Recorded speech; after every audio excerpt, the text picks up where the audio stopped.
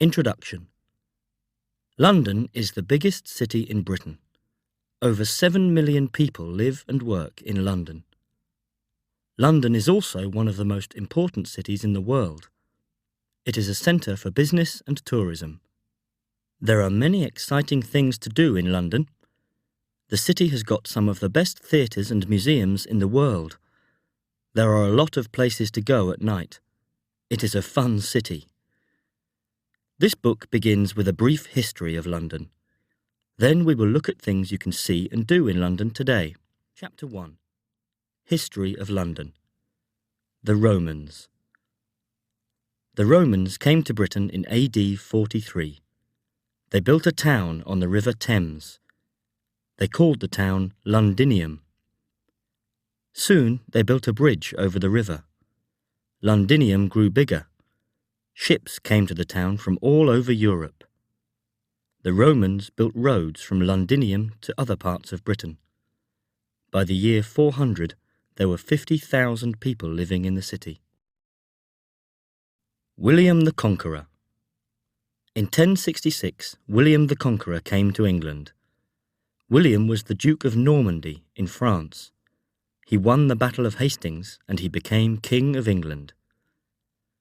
William lived in London, but he was afraid of the people of London. He built the White Tower to feel safe. Now it is the tallest part of the Tower of London. Many tourists visit the Tower of London every year. The crown jewels, the Queen's gold and jewels, are kept there. All the kings and queens of England lived in London. It was the biggest town in England. By 1600, there were more than 200,000 people living in London. Shakespeare's London. Shakespeare was born in Stratford-on-Avon in 1564. Later, he lived in London. Shakespeare wrote 36 plays. They are still read and performed all over the world. The plays were performed in the Globe Theatre.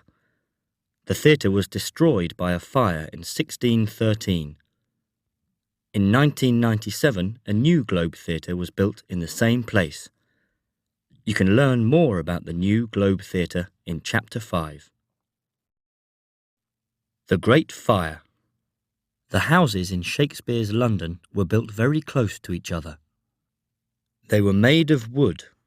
Sometimes there were small fires. On Saturday, 2nd September 1666, there was a big fire. It started in the house of the King's baker in Pudding Lane near London Bridge. Most of London burnt down. 250,000 people lost their homes, but only a few people died. Dickens' London. People built houses again after the Great Fire, but this time they built them of stone and brick. The city grew larger and larger. By 1830, there were more than 1.5 million people in London. The railways came and there were factories all over the city. The air was filled with smoke. Many people were very poor and lived in terrible conditions. Most children did not go to school. Some of them worked all day in factories. Other children lived and died on the streets. Charles Dickens lived from 1812 to 1870. He wrote about the lives of the rich and poor people of London at that time. He spent much of his life in London. You can visit one of Dickens' homes in Doughty Street.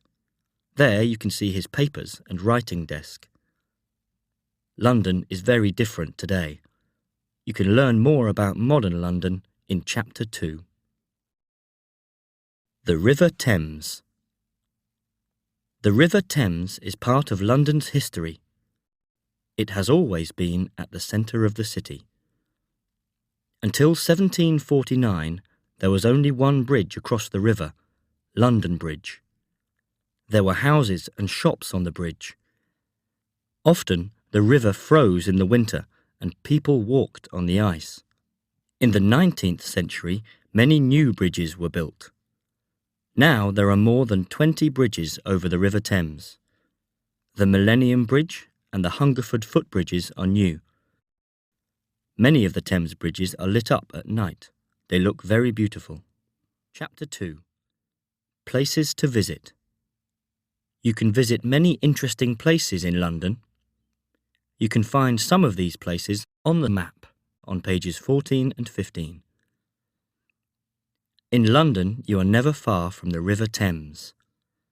Many tourists go on boat trips from Tower Bridge to Westminster. Another good boat trip is to Greenwich. In Greenwich, you can visit the old Royal Observatory. The boat passes a lot of famous buildings. There are some fine modern buildings on the South Bank. You can see the Royal Festival Hall and the Tate Modern. There are also many art galleries, restaurants and bars on the South Bank.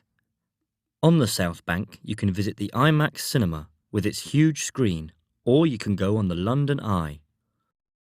The London Eye is a big wheel that takes you 135 metres above London. It is the slowest big wheel in the world and the best way to see the whole city.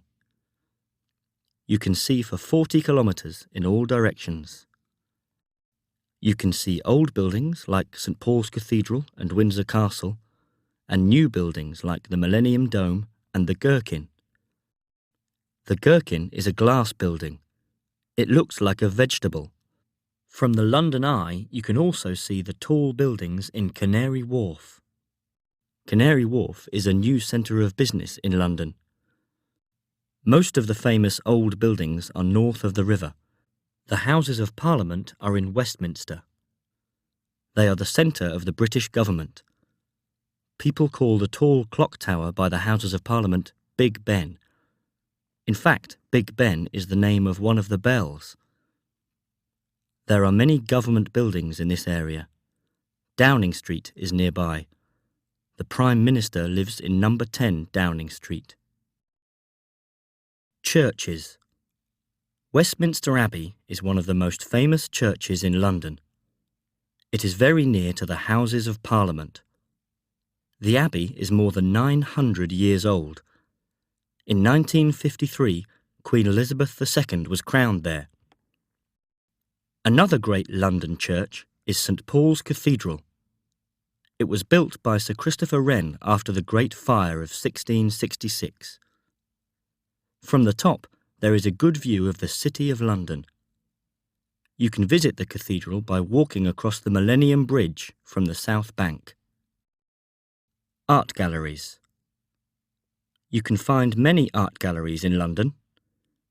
The most famous is the National Gallery in Trafalgar Square. It has many famous paintings. You can see paintings by Turner, Constable, Goya, Van Dyck, Leonardo da Vinci, Michelangelo, Rembrandt, Renoir, Rubens and Titian. Another well-known London gallery is the Tate Gallery on the north bank of the River Thames. It was built in 1897. The Tate Modern is a new gallery. It opened in 2000. It has a lot of modern art collections by artists like Picasso and Andy Warhol. Museums. London has many interesting museums. The British Museum is one of the largest museums in the world. There are thousands of exhibits and over 5 kilometres of galleries. The museum has regular special exhibitions, for example, ancient Roman and Greek art, the Egyptians, and the Anglo-Saxons. Another interesting museum is the Victoria and Albert. It has got the world's largest dress collection. It exhibits objects as well as paintings. These objects include furniture, carpets, ceramics, sculpture, and jewellery. Palaces. Buckingham Palace is the London home of the Queen. You can walk from Westminster Abbey to the palace. It is a pleasant walk through St James's Park. Soldiers always guard the palace. At 11:30 every morning, you can watch the soldiers change guard. The Queen's Gallery is in Buckingham Palace.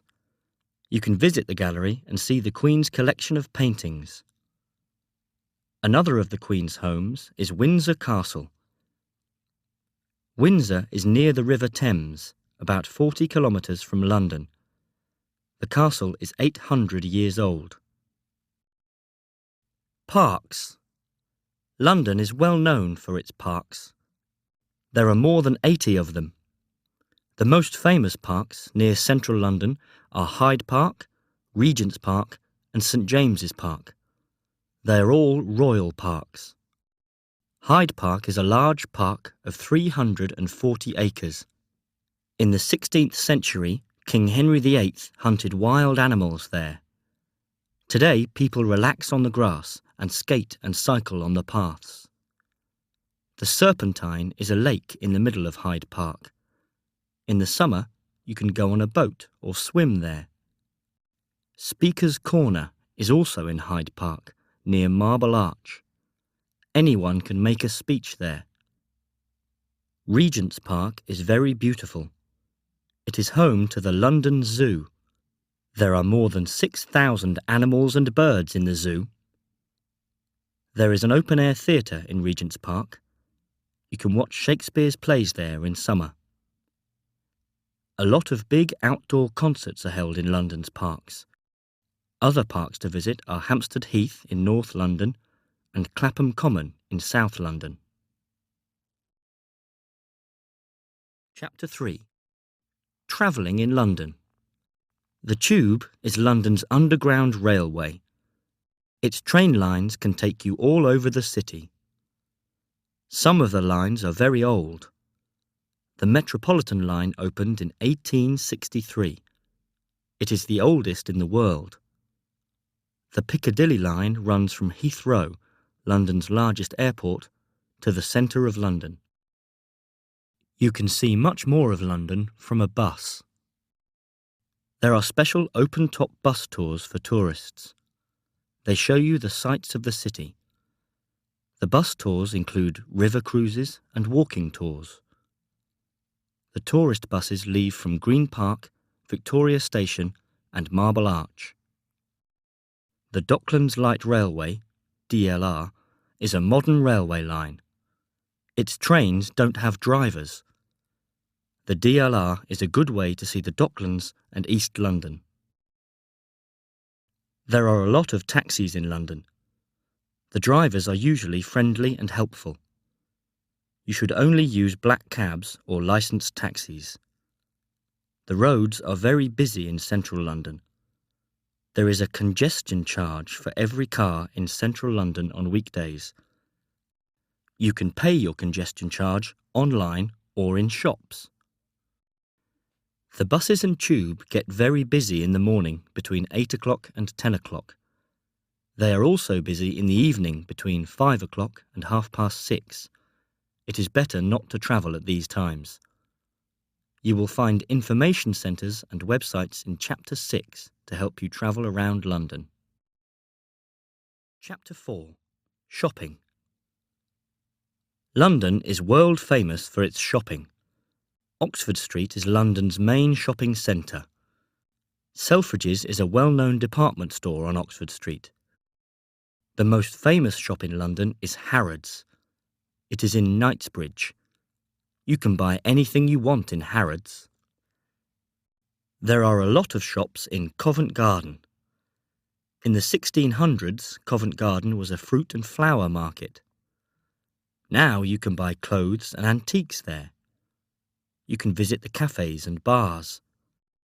Covent Garden is famous for its street performers. You can see circus performances, singing and theatre on the street. Soho is in central London. It is a good place to buy music. People go to Bond Street and Marylebone High Street to buy clothes and furniture. There are also hundreds of markets in London. They sell all kinds of things: food, clothes, jewellery, music and furniture. The two best-known markets are Portobello Road and Camden. Portobello Road is in West London, in Notting Hill. You can go there by tube. The nearest stations are Notting Hill Gate, and Ladbroke Grove. The market sells exciting things. You can buy old clothes and antiques there. It is very popular on a Saturday. Camden Market is in North London. It is famous for art and music. Many young people go to Camden Market. Other popular markets in London are Spitalfields, Greenwich, and Petticoat Lane. Chapter 5. London at Night. Pubs, bars, and clubs. There are more than 7,000 public houses in London. Public houses, or pubs, are usually open all day and all evening. You can eat and drink in pubs. In some pubs, you can hear live music. There are a lot of famous old pubs in London. The Prospect of Whitby in East London is a very old pub. It was built in 1520. The Lamb and Flag in Covent Garden is more than 300 years old. Covent Garden also has a lot of bars. They stay open much later than pubs. Bars often have dancing. Notting Hill is a good place to visit at night. It has the largest carnival in Europe. More than 1 million people go there every August. They look at the colourful costumes and dance. There are many nightclubs in London. Some nightclubs stay open all night. You will find many bars and clubs in Soho. They play all kinds of different music. You can hear live music and bands in London too. You can buy a newspaper or entertainment guide to find out what live events are happening. Theatres and cinemas. Most theatres and cinemas in London are in the West End. The nearest tube stations are Piccadilly Circus and Leicester Square. You can see all kinds of plays and shows in London's theatres. There are musicals, comedies, and plays by modern writers. The National Theatre and the Barbican Centre are good places to see plays. You can also go to the Globe Theatre by the River Thames. It is a modern theatre, but it looks like Shakespeare's Globe. You can see a picture of the new Globe on page 7. You can also see Shakespeare's plays at the Open Air Theatre in Regent's Park. You can see first showings of new films in West End cinemas. There are also a lot of small cinemas all over London. They show interesting, low-budget films. Restaurants. In Soho, there are many foreign restaurants and cafes. You can go for an expensive meal there, or you can eat very cheaply. There are a lot of good Chinese restaurants on Gerrard Street in Soho. The area is known as Chinatown. You can eat food from all over the world in London. You can go to French, Italian, Spanish, Caribbean, Thai, Greek, Turkish, Indian, Japanese, African, or Chinese restaurants. Some of the most famous restaurants in the world are in London. Chapter 6. Information and Advice. Perhaps you will visit London one day. Here is some advice. Buy a good map. Check the internet to find out what is on. Remember to ask for help. People can be friendly. London is a great city. Have fun. Tourist offices. The British Visitor Centre, 1 Lower Regent Street, near Piccadilly Circus. There is also the London Visitor Centre in arrivals at Waterloo International Station. www.visitbritain.com. The London Tourist Board. Go to www.londontouristboard.com. Travel information. Transport for London, TfL, travel information offices are at Piccadilly Circus, Euston, Liverpool Street, Paddington and Victoria train stations, Victoria Coach Station, and Heathrow Terminals 1, 2 and 3, West Croydon Bus Station and Camden Town Hall. 24-hour phone line 020 7222 1234. Website www.tfl.gov.uk. Useful websites: www.londontown.com. This is a website for first-time visitors to London. It has information on hotels, sites and restaurants. www.24hourmuseum.co.uk. This is a website with information on every single museum in London. Here are some good websites with information on hotels, theatres, cinemas, pubs and bars. www.londonnet.co.uk, www.viewlondon.co.uk, www.timeout.com/London. Here are some websites to help you find an address and plan your route. www.streetmap.co.uk, www.multimap.co.uk. Useful telephone numbers: emergency, police, fire or ambulance, national emergency 999. Directory inquiries 118500 or 118118.